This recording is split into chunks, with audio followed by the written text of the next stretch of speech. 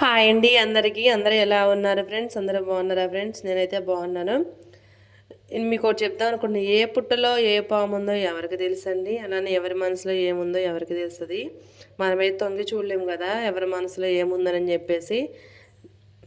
Okay friends, ఇవన్నీ ఎందుకులే కానీ ఇక్కడైతే నేను ఎగ్ కర్రీ అయితే ప్రిపేర్ చేస్తున్నా. ఈ వీడియో అయితే అండి సాటర్డే నైట్ తీసిన వీడియో అండి. సాటర్డే కాదు, సారీ, ఫ్రైడే నైట్ తీసిన వీడియో.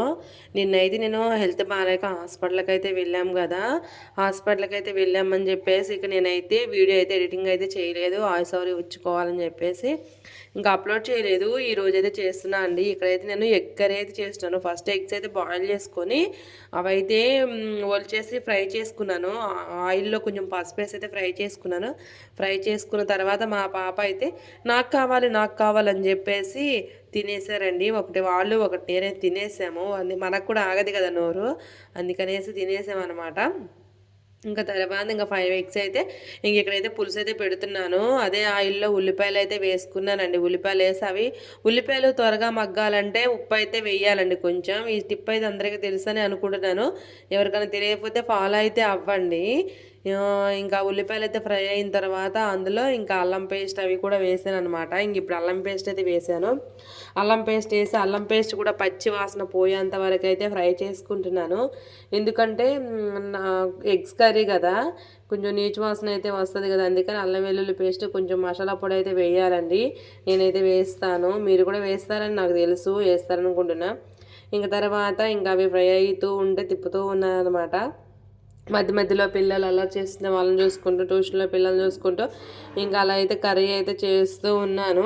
ఇంక ఇప్పుడైతే నేను సాల్ట్ ఇందాక కొంచెం వేసాను కదా, ఇంకొంచెం సాల్ట్, పసుపు, కారం, మసాలా పొడి అయితే మొత్తం ఒకసారి వేసాను. ఎందుకంటే వీడియో తీస్తూ వేసినాం కదా, ఒక్కొక్కటి వేస్తూ వీడియో తీయడం కుదరదని చెప్పేసి మొత్తం వేసేసి 1 బై 1 వేసేసి తిప్పుతూ ఇంకా వీడియో అయితే షూట్ చేశాను. ఇంతలోనే మా బాబాయ్ అయితే వచ్చి కర్రీ చేస్తుంటే, ఊరే ఏంటి కన్ను తెరిసాడు, కారం ఏమైనా పడిందా అనుకున్నాను. మా బాబాయ్ అయితే కారం తీసినప్పుడు లేడు కదా, మరి ఏమైంది ఏంట్రా అంటే, ఏదో నల్లకేదో పడింది మమ్మీ అన్నాడు. కానీ వాడికి నలక కాదండి, నేను ఉల్లిపాయల కోసం నా పవర్ పట్టి వాడికి కన్నా మంట ఏదో వస్తుంది. ఆ విషయం అది ఏదో పంపించి మొహం.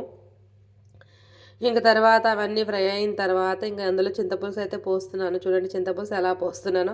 చెయ్యి అడ్డు పెట్టి అయితే పొయ్యాలి కదా, కాకపోతే నా చేతిలో మొబైల్ ఉందని చెప్పేసి ఇంకా అలానే ఎంతో తిప్పలు పడుతూ ఆపసాపాలు పడుతూ ఇంకా పోసానండి. మీకైతే వీడియో షూట్ చేయాలని చెప్పేసి పోసానమాట. పోసిన తర్వాత ఏంటి ఇది కొంచెమే ఉంది సరిపోదు అని అనిపించి ఇంకొన్ని వాటర్ అయితే యాడ్ చేశాను.